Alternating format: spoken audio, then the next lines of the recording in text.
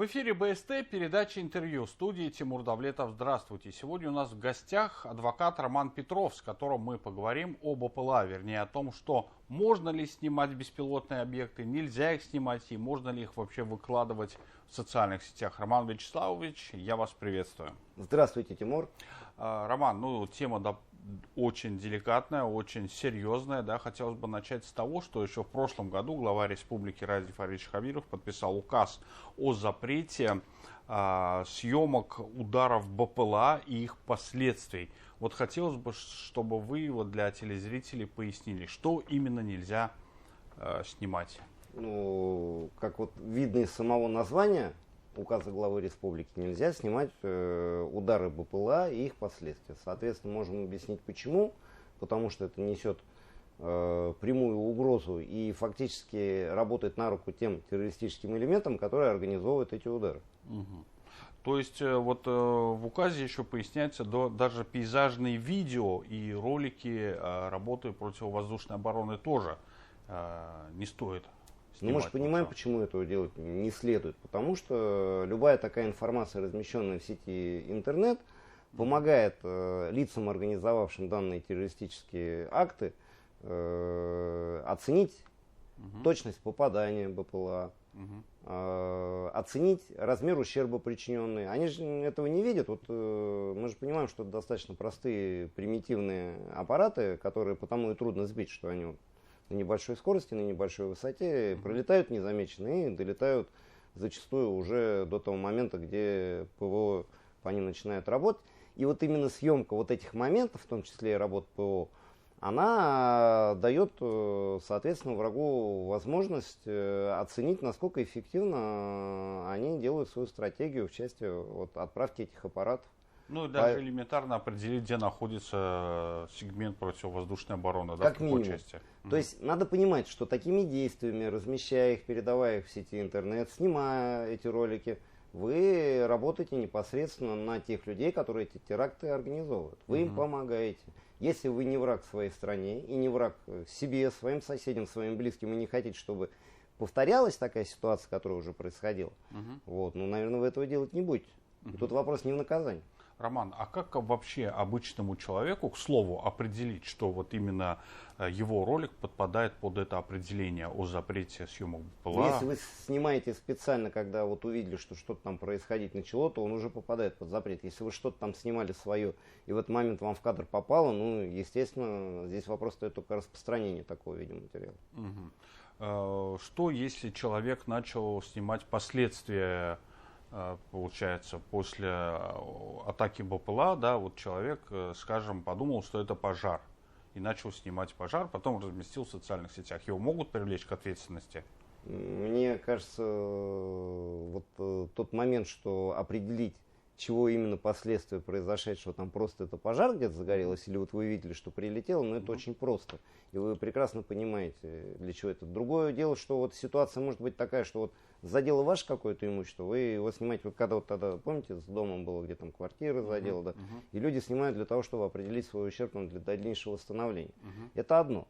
Но отправлять эти ролики в сети интернет, выкладывать их в социальных сетях, это уже четко попадает под действие того же самого указа. Это связано, опять-таки, с работой противовоздушной обороны.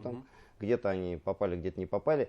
Надо еще понимать, что все эти террористические действия, они направляются при помощи системы искусственного интеллекта, которая обрабатывает громадное количество данных, полученных из разных источников, в том числе абсолютно независимые из соцсетей. И любой ваш маленький ролик и видео, оно работает на руку врага. А скажите, пожалуйста, можно ли оценить вообще эффект от документа, который подписал глава региона? Начал он действовать? Насколько мы знаем, я по республике пока не знаю случаев привлечения к ответственности, но такие региональные нормативные акты приняты и в других республиках и областях Российской Федерации. В Самаре, насколько я знаю, уже привлечение за съемку по административному штрафу есть. И надо понимать, что та минимальная ответственность, которая начинается от 3 до 5 тысяч, это просто для простого человека, который снял. А администратор, скажем так, сообщества в социальной сети или какой-то группы, где выкладываются видео, новостных у нас много всяких групп таких, они вроде как общественные, он уже является должностным лицом вот в понимании этого документа, и его ответственность будет от 30 до 50 тысяч. А если это организация, там уже от 300 до 500 тысяч рублей. Ага, но это говорит о том, что очень много человек может просмотреть данный видеоролик, и в том числе и вот... Ответственность того, кто ее снял, зачастую будет ниже, чем ответственность того, кто это выложил и распространил. То есть, если, насколько я правильно понимаю, нельзя даже снимать пролетку, да, вот этого самого БПЛА там к месту, пункту назначения. Если получилось так, что вы стали свидетелем вот таких вот действий каких-то, которые вы предполагаете носят террористический характер, представляют какую-то опасность. У нас есть телефоны экстренных служб, можно позвонить туда же на горячую линию там, того же МЧС или лучше Федеральной службы безопасности территориального управления и сообщить о том, что вот, вы знаете, вот, информации еще не было, никто не объявил, СМС не приходил от МЧС, да, что вот режим бесполетной опасности, там угроза БПЛА. А я вот видел, вот у меня пролетело. Так надо звонить в соответствующей компетентной организации, в органы звонить.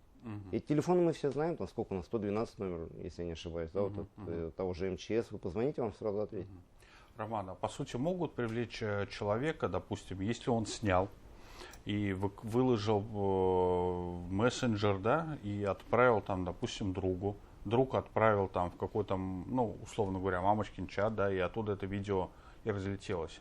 Если этот друг заранее попросил через сеть интернет, виртуальный друг, попросил заранее снять и отправить ему, то там можно получить до 20 лет лишения свободы по статье госизмена. И в первую очередь эта опасность, она подстерегает несовершеннолетних ребят, которые, к сожалению, вот по моей практике, у меня несколько дел уже было, где я защищал несовершеннолетних молодых людей, попавших вот на удочку таких, скажем так, это уже не мошенники, это террористы, экстремисты, и они заходят за пределами Российской Федерации, которые давали всякие задания, сначала безобидные, а потом ставили перед фактом, что надо вот снимать видео такие, на завод идти, около завода стоять, снимать, там, понимаете? Поэтому вот к таким друзьям, особенно в виртуальном интернете, надо относиться очень аккуратно, а родителям очень сильно смотреть и проверять своих детей, с кем они общаются в интернете, что они там делают. Вообще, если просто человек снял и отправил, соответственно, для него наступает ответственность вот по как раз этому указу по Кодексу об административных правонарушениях именно за съемку, для друга за распространение. И ответственность того, кто распространил, зачастую будет выше, чем ответственность того, кто просто снял. Роман, вот очень интересный вопрос, на мой взгляд. Да? Что будет с теми, кто уже выложил подобное видео до подписания указа? Будут ли они привлечены к ответственности задним числом? Нет, здесь не задним числом. Здесь же речь идет не о том, что вот у нас есть понятие действия законодательства во времени, и при утяжелении какого-то вида наказания, к примеру, да, то те люди, которые раньше это совершили, на них не распространяется. Здесь совершенно другая ситуация.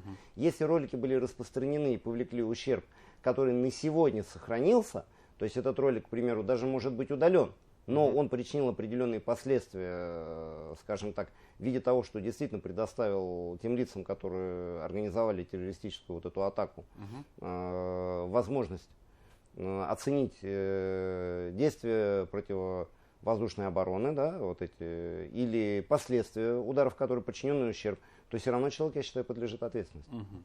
А вообще, как эти ролики у нас будут выявляться и выявляются ли? Вот кто за этим будет стоять? Компетентные органы? Ну, у нас надзорные функции, они у многих органов есть. В первую очередь, это работа органов прокурорского надзора, на самом деле, вот, следить за средствами массовой информации. Но я думаю, неравнодушные граждане всегда сообщат, куда надо. И вот мы здесь должны призвать в первую очередь людей, что если вы такое видите, вы не забывайте там нажать на кнопочку в социальной сети, ну там ВКонтакте, допустим, что там же есть такое, что сообщить. Или действительно обращайтесь на горячую линию правоохранительных органов, потому что здесь речь идет о том, что это представляет угрозу для каждого из нас. Для вас, ваших соседей, ваших близких, ваших детей.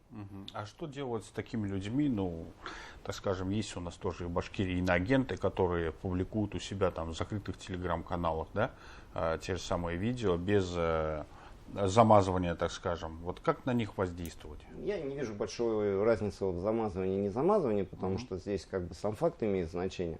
От того, что там что-то замазали, это же не сигарету замазали, чтобы ее дети не увидели, понимаете? Ну, понятно. Ну, выявлять и привлекать, для этого есть у нас инструменты привлечения к ответственности. Но в данном случае вопрос идет не о том, что вот, как некоторые говорят, это ограничивает нашу свободу. Свобода каждого заканчивается там, где начинается свобода и безопасность остальных. В данной ситуации вот такие действия, они представляют опасность для всего нашего общества. Если мы говорим конкретно об Уфе, об Башкортостане, то, ну, вы же понимаете, вот у нас есть нефтяные заводы, да, и по этим объектам уже несколько раз пытались совершить террористические акты. Вот. Вы же не хотите, чтобы еще раз прилетело. А вот тот, кто хочет того, чтобы еще раз прилетело и содействует этому, его надо привлекать. Ну, для этого есть статья госизмена. Вот как раз таки с атаками на топливно-энергетические комплексы хотелось бы узнать. Сейчас наверняка под этот указ могут попасть и съемки бензовозов там, и других, так скажем, да, нефтяных вышек, нефтебаз. Ну, если, вот смотрите, вы же не хотите, чтобы по нефтебазе, которая находится там недалеко от вашего места жительства или работы, да, ударил вот этот беспилотник, да, все вокруг взорвалось, и вы сами попали под взрыв. Если вы этого не хотите, то, естественно, вы понимаете, чем связан данный запрет съемок, распространения данных видео. Потому что вот по этим делам, где вот в частности я участвовал в качестве защитника молодых людей путем шантажа, угроз, путем подкупа, обмана, да, затягивали именно в то, что сначала их просили там что-то там где-то нарисовать, там, потом что-то где-то там какую-то машину найти, а потом им конкретно сказали: езжайте, где нефтяной завод, и снимайте периметр, где вышки, где чего, где какая сетка, понимаете? Вот. К этому они идут, им нужно сведения получить, которые они не могут увидеть там со спутниковых каких-то фотографий, для того, чтобы пристреляться. Вот, кстати, зачастую, да, как раз-таки фигурантами в дальнейшем уже дел административных или уголовных становятся подростки, да? Есть ли для них какие-то смягчающие обстоятельства? В первую очередь надо сказать о том, что если подросток не достиг воздуха уголовной ответственности, а по особо тяжким статьям это 14 лет, не 16 даже, недавно он был понижен. Вот по статьям диверсия, по статьям террористический акт, с 14 лет сейчас будут привлекать. Но в целом, вот если подростки там до 16 лет просто, вот, скажем так, совершили какие-то действия даже менее тяжкие, да, отвечать будут родители. Отвечать будут родители как минимум за ненадлежащее воспитание своих детей. И дети будут поставлены на учет в любом случае, которые по каким-то фактам оказались причастны к распространению. Там, то есть даже если это единичный факт, они будут поставлены на учет. Это может означать в том числе и специальная закрытая школа в дальнейшем, да, до 18 лет. То есть это очень серьезно, тем более в нынешних условиях. Роман, ну и подводя итог нашего с тобой диалога, хотелось бы все-таки, наверное, напомнить еще раз родителям, чтобы они в свою очередь проговорили с детьми, что снимать и выкладывать в социальные сети, уж тем более кому-то скидывать, передавать третьим лицам не стоит, иначе последствия могут быть самыми серьезными. Очень важно со своими детьми все-таки иметь доверительные отношения и спрашивать у них, как у них прошел день, чем они занимаются, с кем они общаются. Но вообще вот сейчас вот во многих странах, в том числе, кстати, и так называемых вот развитых, там, западных странах, да, но не только там, и даже в Средней Азии устанавливают запрет регистрации в социальных сетях и пользования детям до 16 лет. Наверное, мы тоже к этому придем со временем. Ну что ж, Роман, спасибо большое, что нашел время, пришел к нам в студию, ответил на наши вопросы. Я же вам напомню, что у нас в гостях был адвокат Роман Петров. Я же с вами прощаюсь, но вы не переключайтесь и оставайтесь на телеканале БСТ.